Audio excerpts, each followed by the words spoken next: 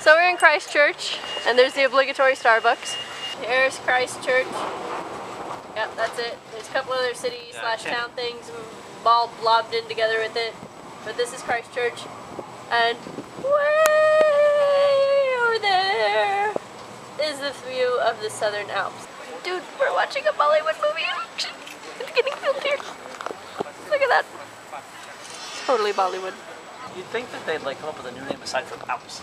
Like, why don't they just call them something else? Well, because they came up with that name, you know, like 150 years ago when we were still naming like every third thing in the US after stuff in England. Oh, and there's the actress.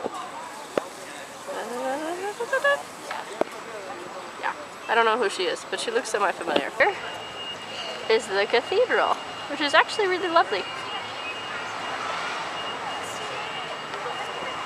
Greg is communing with the sheep outside of the gondola.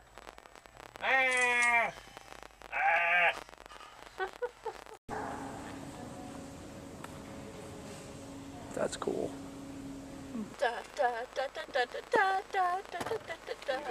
But this is the New Zealand naval flag, because apparently the one with the blue background can't really be seen at night very well.